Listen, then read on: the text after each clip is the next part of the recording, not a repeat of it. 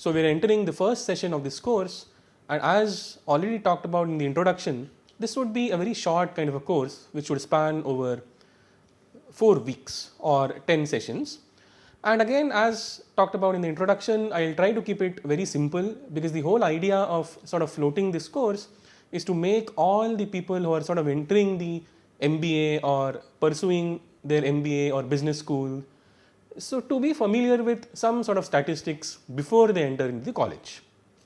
And again, the first session and the session after that would be sort of an introduction where we'll talk about very basic ideas about statistics, and then 2 different schools of thought within statistics. And I'll again not bore you enough with a small history of statistics, which will follow very soon. And towards the end, we'll also talk about several examples, including the ones which you might have seen in day-to-day life, such as, let's say, machine learning or AI or deep learning, neural networks, and so on. Okay. So before we begin with any slides, I'd like to mention one very small point that I'll try to keep it simple, as discussed a short while back, but at the same time I'll try to explore into some of the examples that are sort of related to, let's say, preparing yourselves to business school or management school or something like that. Okay. So again, the first session would be kind of very introductory, and I suppose that many of you might already have an essence of what exactly do you mean by statistics and what are the key ingredients which go into preparing an introductory course on statistics. Okay. So again, as the title suggests, it says Introduction to Statistics. Now again, the first very pressing question is, what exactly do you mean by statistics? So when we say the word statistics, and if you sort of break it down into 2 parts, the first part is stata. So stata means analysis of any sort of data. Okay. So whichever practical data you're collecting or whichever set of observations you're collecting, those set of observations are called as data. And down the line, we'll see and we'll try to explore more in this course that what sort of modeling could be done on the data and what sort of descriptive analysis could be done on the data, and so on and so forth. Okay.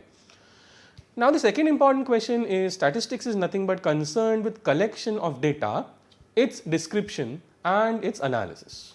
Alright, so again, if you break down the word statistics, it's nothing but a combination of the first time point where you're actually collecting the data and sort of analyzing its descriptives or its description, and eventually the analysis, which is more into, let's say, modeling or hypothesis testing or regression. Okay. So again, stepping one step back, again I'll tell the same thing that probably many of you might already have explored some of these ideas and might have heard about some of these ideas. Let's say linear regression or p-values, confidence intervals, distributions, normal distribution. Okay. So eventually we'll sort of try to solve some of these aspects in this 4-week long course here. Okay. Now ultimately leading to drawing of some sort of conclusions from the data. So when you're trying to analyze any data or you're trying to analyze a sample, then ultimately the end goal should be to make some conclusions of the data or drawing of conclusions from the data. Okay.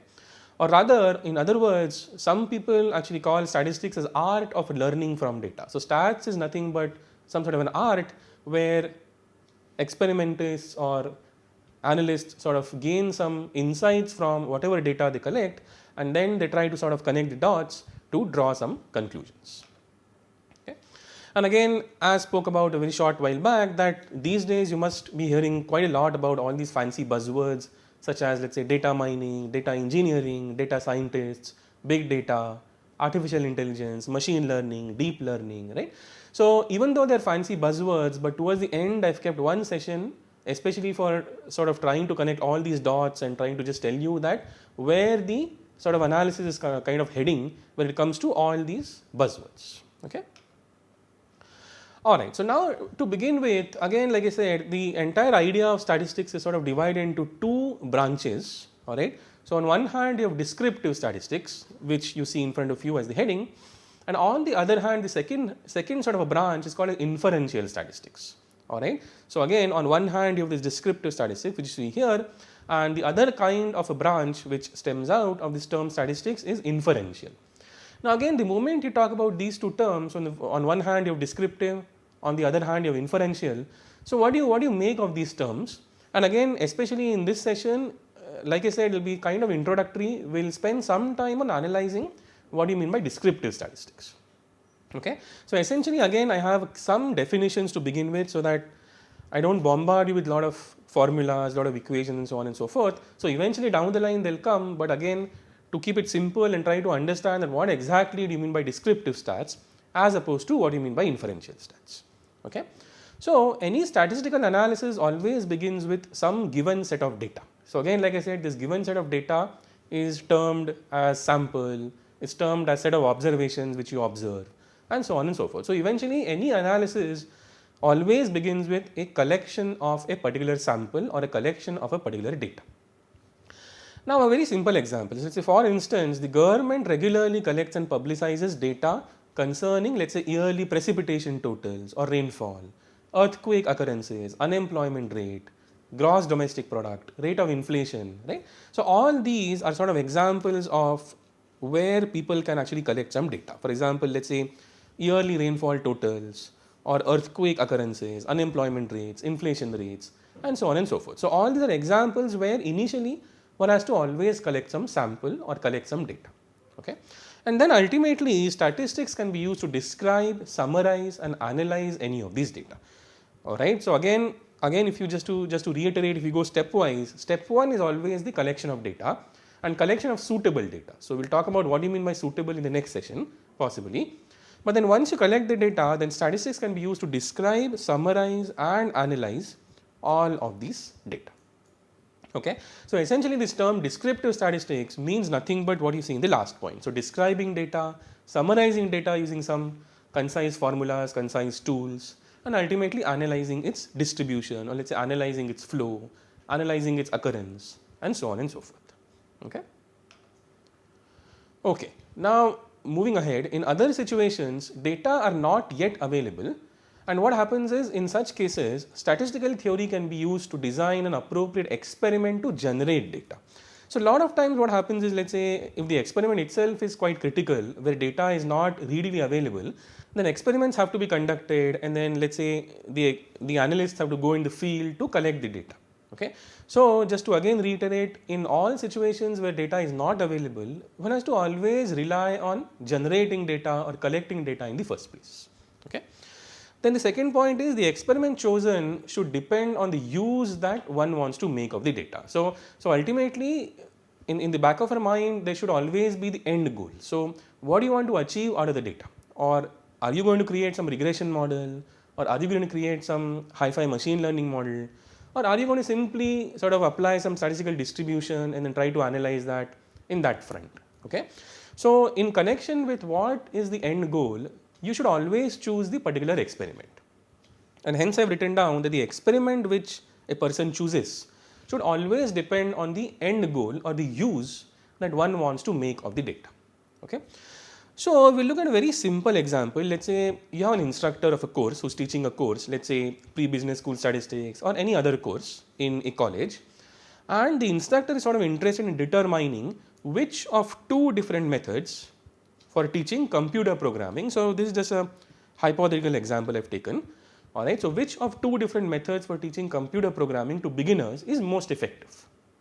Alright, so let's say let me write down method 1, M1 and M2.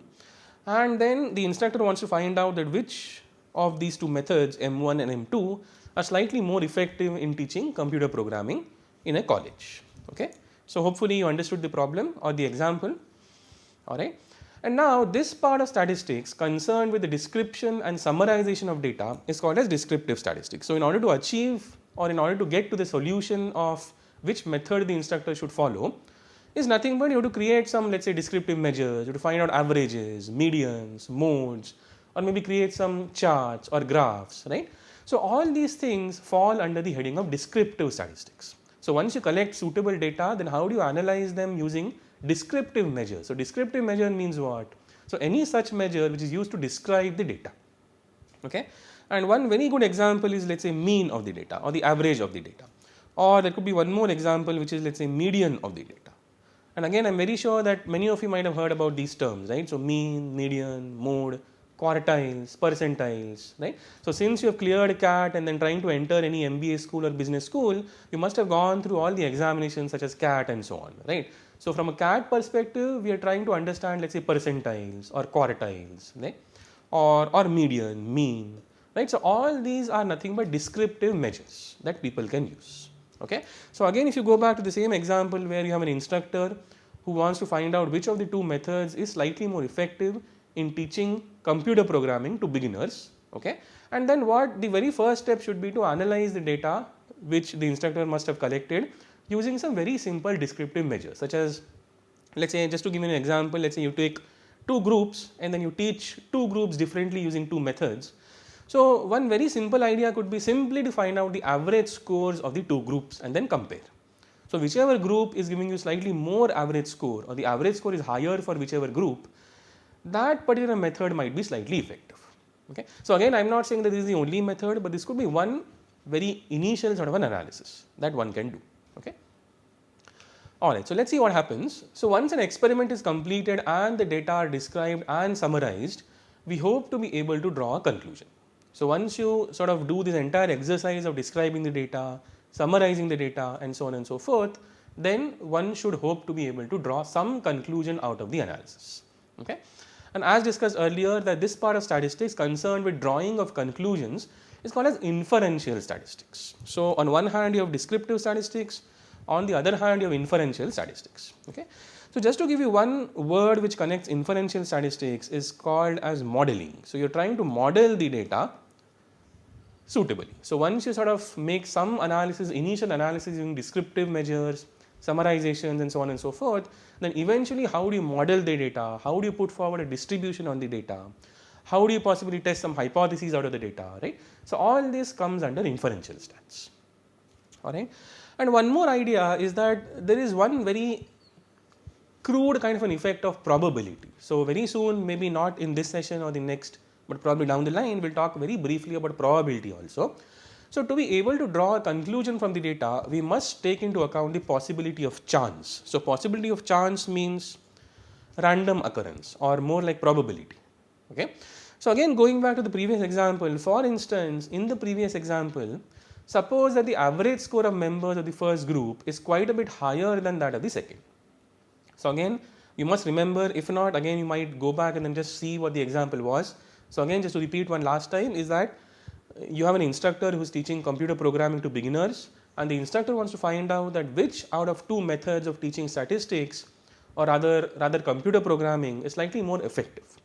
And in this regard, what the instructor has done is that, let's say you can divide the entire class into two groups. You can sort of teach the first group using method 1 and you can teach the second group using method 2. And eventually when you conduct the entire course and then take the examination, then simply take the average scores of the two groups. Okay. And eventually if you find out that the average score of the first group is slightly more than the average score of the second group, then one can actually conclude that, okay, so first group was taught using method 1 and hence method 1 is slightly more effective, or rather could be effective. Okay. So I'm saying that this is one conclusion that somebody can make, but on the other hand, there could be a possibility of chance also, or rather probability also, right? Or is it possible that the teaching method was not responsible for the increased scores, but rather that the higher scores of the first group were just a chance occurrence? Okay. So one can actually conclude that, okay, so methods do not matter here. So it just so happens that the first group contains a lot of intelligent students and hence the average score might be higher. Okay. So in general, just to summarize what we have done so far or sort of talked about so far is this: the entire idea about statistics is you have to somehow include an element of chance also, or element of probability also. Okay. And hence people say that in statistics, whenever you are trying to analyze any data, one cannot be 100% sure. So there is always this idea of chance or element of chance and so on. Okay. So hence, going ahead, to be able to draw logical conclusions from the data, we usually make some assumptions about these chances or probabilities, in other words, of obtaining the different data values. Okay. And the totality of all these assumptions is referred to as a probability model for the data.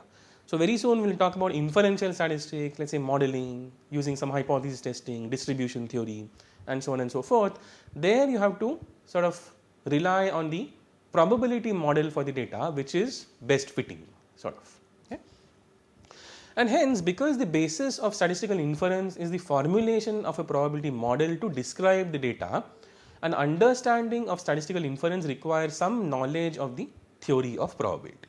So again, by this time you might be sort of forming a chain in your minds that the very first thing is collection of data.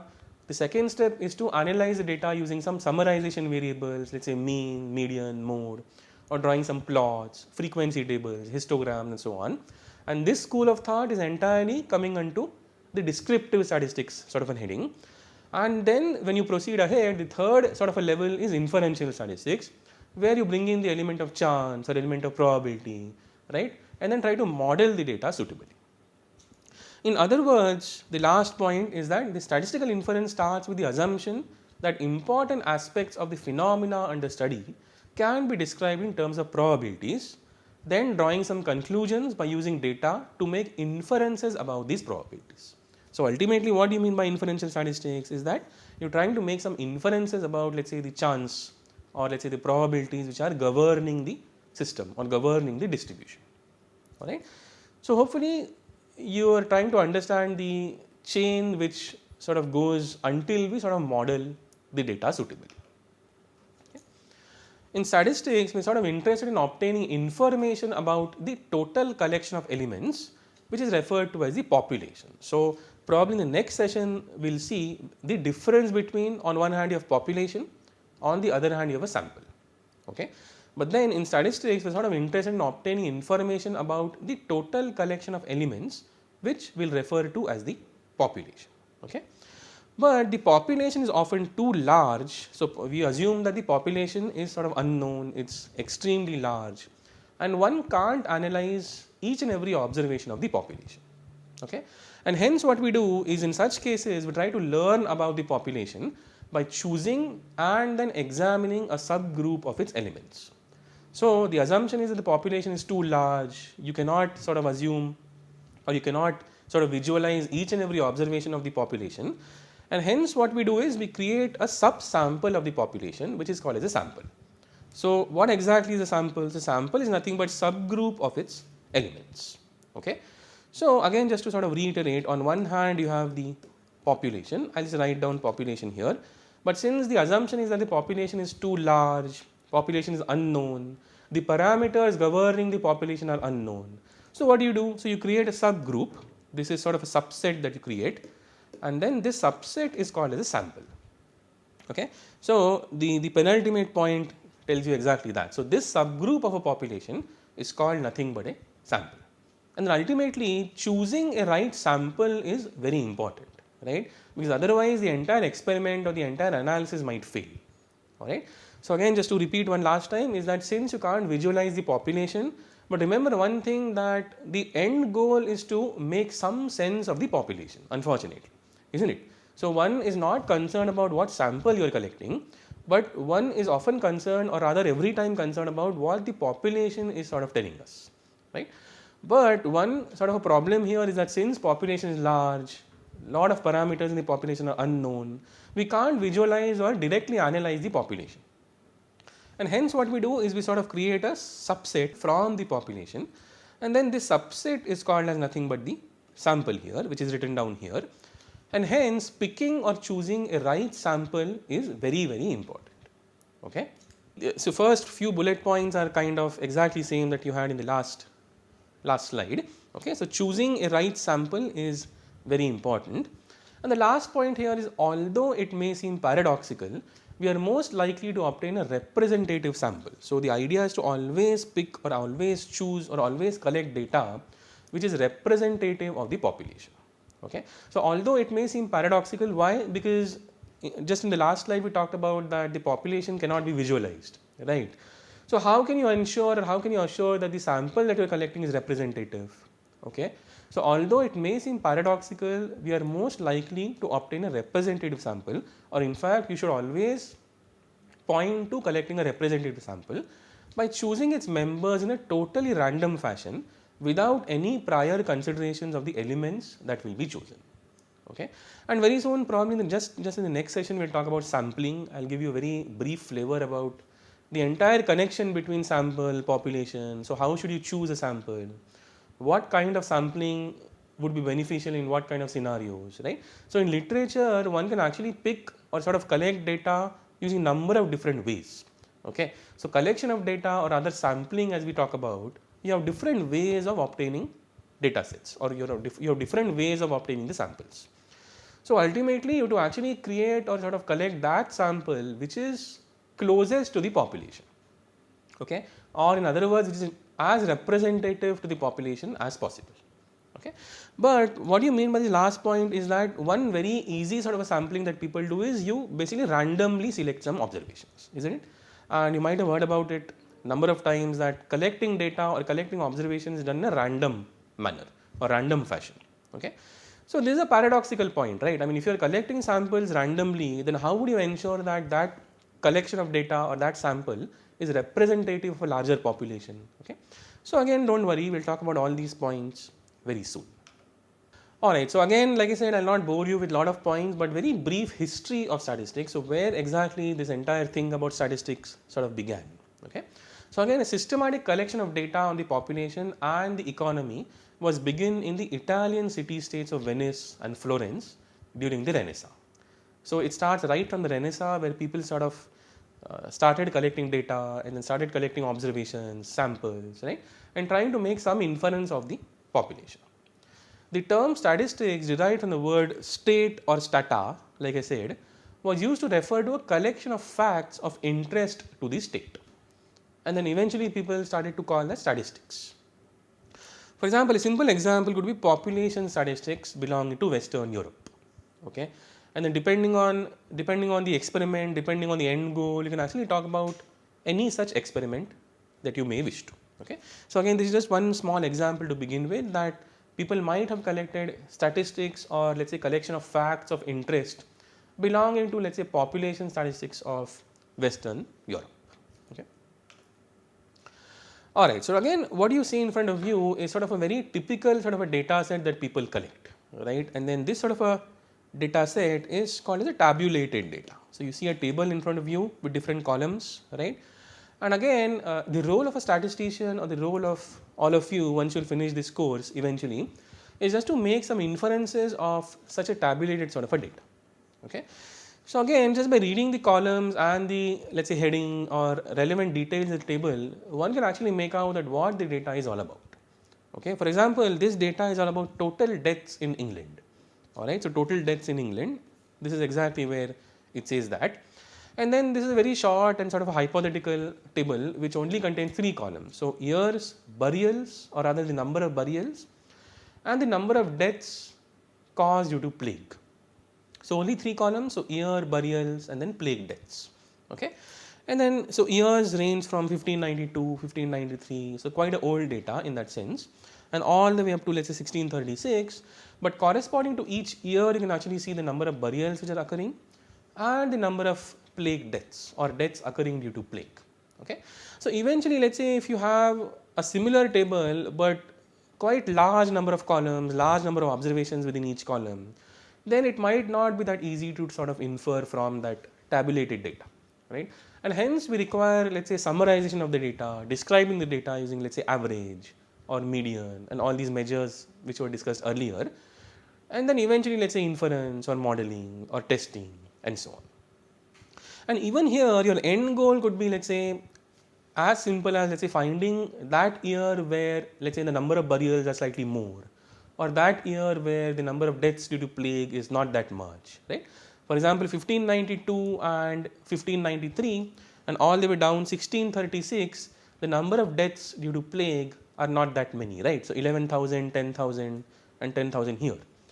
But if you see somewhere in between 1603 or 1625, and these might be the years where plague was hit in let's say Western Europe or England as it says here, and then accordingly the number of deaths due to plague are almost thrice, so 30,000, 35,000, etc.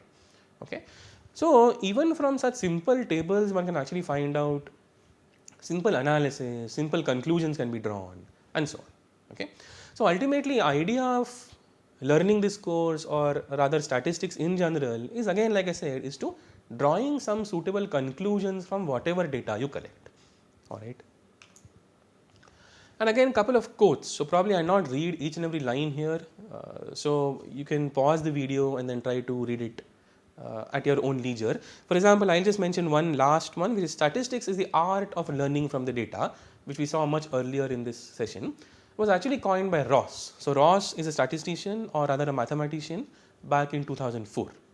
Okay, and all the quotes which you see above are coined by famous mathematicians, famous statisticians. For example, Fisher, right?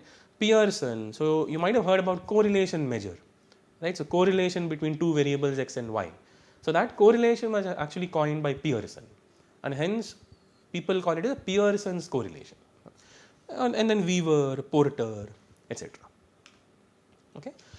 Now we almost come to the end of this session. I'll very briefly talk about some examples which one can apply in different fields of, let's say, management, or social sciences, engineering, etc. Okay. So again, of course, this list is not exhaustive, but just a brief idea about what all examples one can see in different branches of engineering, management, social sciences, etc. For example, engineering, one can talk about examples in manufacturing. In operations, one can talk about examples in supply chain optimization. You have to optimize a supply chain, and then you have to create some pathways, and so on and so forth. Or medicine. So medicine, you have a lot of examples, and statistics is applied very widely in clinical trials. So clinical trials means what? You are trying to administer a drug to patients of a particular disease, and then trying to sort of administer how the drug performs over time. Or finance could be, let's say, risk management, or loan analysis, or as simple as stock market prediction, etc.